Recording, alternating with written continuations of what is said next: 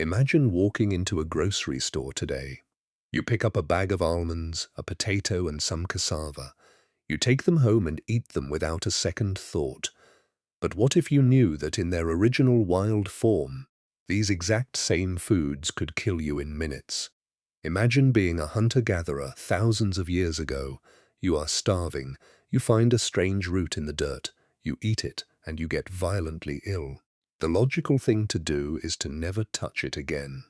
So why did our ancestors look at deadly, poisonous plants and decide to figure out how to eat them instead of just walking away? This question is actually one of the biggest mysteries of human survival. Today, we avoid anything even slightly dangerous. We rely on expiration dates and warning labels to keep us safe. But early humans did the exact opposite. They actively pursued foods laced with cyanide, neurotoxins, and bitter poisons. It makes no logical sense.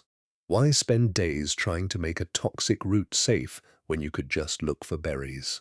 To put this into perspective, think about raw wild almonds. Eating just a handful of wild almonds contains enough cyanide to be lethal to a human. Yet somehow, somebody figured out how to make them safe. It was a massive gamble with their own lives. Oak trees drop thousands of acorns every year. They look like a great and abundant food source, but raw acorns are packed with tannins. Tannins make them incredibly bitter. They also bind to proteins in your gut and stop you from digesting food. You could eat a full meal of acorns and still starve to death. So how did they adapt? They learned to use water. They would crush the acorns into a fine mash. They placed the mush in a woven basket and left it in a running stream. The cold water would wash away the toxins over several days. They realized that patience and running water could turn a bitter poison into sweet flour. Evidence of this washing technique has been found in ancient stone grinding bowls across different continents. Cassava is a massive root crop. It grows in poor soil and survives harsh droughts. It is the perfect survival food. But bitter cassava defends itself with high levels of cyanide. If you just pull it up and boil it, you will die. The solution was incredibly complex. People learned to peel the thick outer skin. They grated the flesh into a wet mash. They put this mash into long woven tubes. They hung the tubes and squeezed them tightly to press out the toxic juices. Then they roasted the leftover flour over a fire to evaporate any remaining poison. This was not a lucky accident. It was a rigorous scientific process passed down through generations. High up in the mountains, ancient wild potatoes grew under the earth.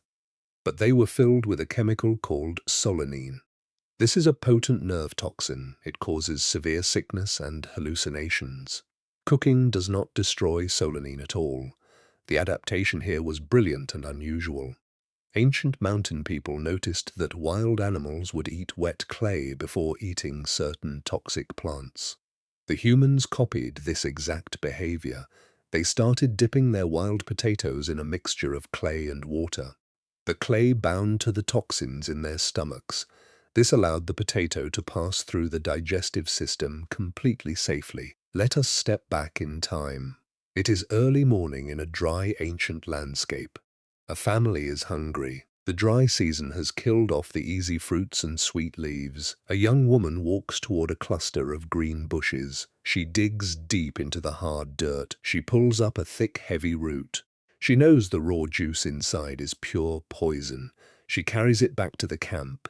She sits by the fire and begins to peel the thick bark. She takes a rough stone and scrapes the root into white shreds. The smell is sharp and chemical.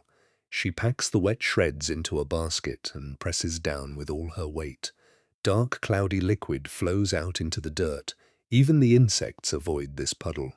She takes the dry, squeezed clumps and spreads them on a flat, hot rock near the fire. The intense heat cooks away the last invisible danger. Hours later, the family gathers around. They eat the warm flatbread she has made. They survive another day because she knew the exact secret of the poison root. Eventually, a massive shift occurred. Humans stopped just treating the poison and decided to change the plants entirely. This was the dawn of early agriculture.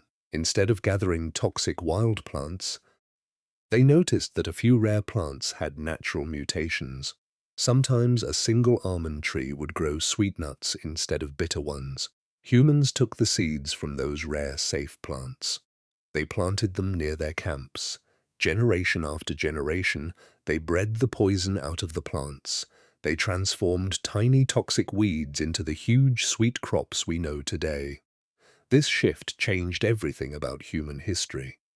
It meant humans no longer had to spend hours washing or baking out dangerous toxins. They could store huge amounts of completely safe food. This extra time and energy allowed them to build villages, cities, and eventually entire civilizations. Those ancient foragers lived on a razor-thin edge between starvation and poisoning. They used their minds and incredible bravery to unlock the most dangerous foods in nature. You just walk down a bright supermarket aisle and toss a bag of potatoes into your cart. You never have to worry about the invisible poison that used to hide inside. But every safe bite you take is a gift from an ancient ancestor who decided to test the very limits of survival. The next time you eat a simple meal, ask yourself what you would be willing to risk to find your very first bite of food.